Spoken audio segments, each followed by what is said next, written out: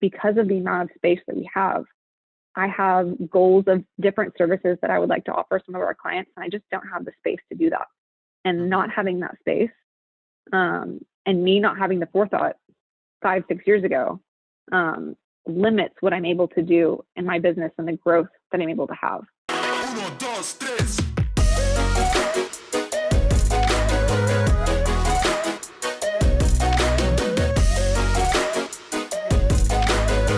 I want to ask another question about money, because I think that there are a lot of misconceptions about the wedding industry. And, I see all the time on different Facebook groups I'm a part of, people will come in there and say, hey, I'm on a budget. I'm looking for a total wedding cost of $10,000 or something like that. And it's super, super low. And people just don't understand the cost that goes into creating a really, really beautiful event that, like you said, you can be proud of.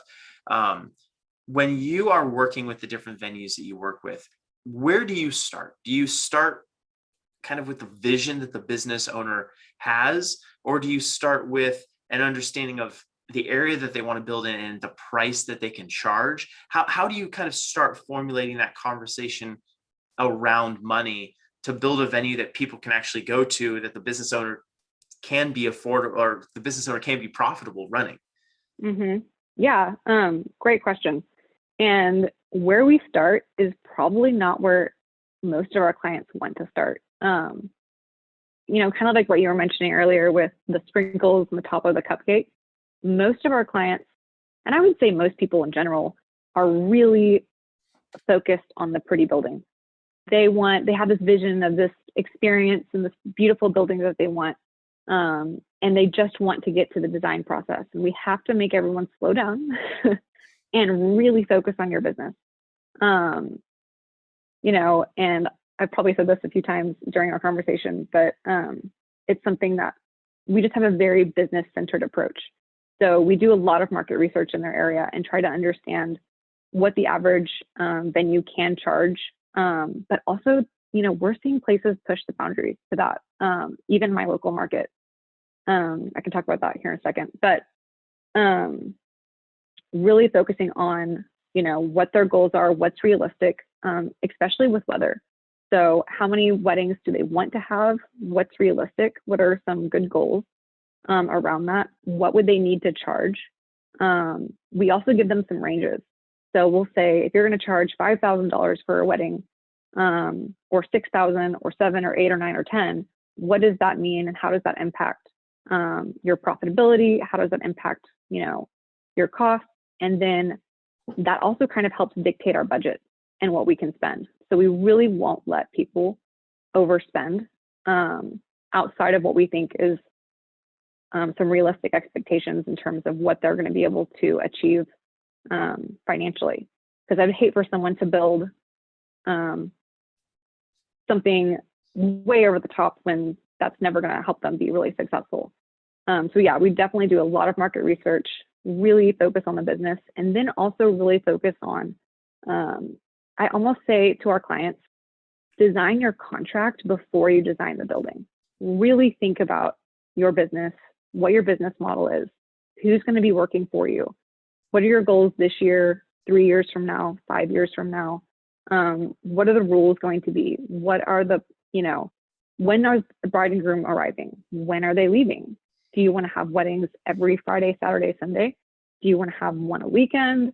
How can we make sure that what we're designing really helps your business thrive and also really helps that contract become something that's easy to execute and results in a great experience for the bride and groom and guests, but also you and your team from a management perspective, and vendors as well. So we want catering companies, DJs, florists, bakers, photography, anyone that's experiencing this property, we want them to have a great experience. And that's really focusing on the business before the design. Once we kind of nail down their business and what they're wanting to accomplish, then we can what we do is venue programming. And we kind of create a list of rooms, and we also assign square footages to those rooms. We usually will give our clients a range of kind of small, medium, and large square footages that we recommend for those spaces. And I think that's also part of our education of realizing how large some of these places are, but also making sure that we're designing something that will help their business thrive, and help that financial modeling that we're doing for them early on actually come true, and then hopefully even more some. So When you we when you want to talk design about the best venue. Sorry. yeah, yeah, when you're talking about these spaces, are you talking about like the bridal quarters, the groom suite, the like all these different spaces? Or are you talking about individual maybe wedding sites, wedding venue sites on a property, or both? No, no, I mean, when someone comes to us and they say, I want to have a wedding venue that does X, Y, and Z. So we'll go through, kind of what their contract would say, or how their business would operate, and, a bridal suite, a groom suite, are you imagining people are having buffets, or are they having plated dinners? We want to make sure there's space for a buffet. We want to make sure there's space for a bar. Are you offering catering? Are you doing bar service? If you're going to be including bar service as one of your offerings, then we need to make sure that we have appropriate space for bar equipment and bar storage, storage for everything. What are those services that you're offering your clients, and making sure there's the appropriate, space. Like with my own venue, I always thought originally it would just be me and one other person working there. So I designed my office for 2 people. In reality, we actually have sometimes 3 or 4 people working on site, or even 5 at the same time, and needing office space. And my office is meant for 2 people, and it's really limiting. I would also say, like with our venue, we also operate the bar, and we thought we had enough space for bar storage. We don't. We actually had to add on storage. That's been really costly.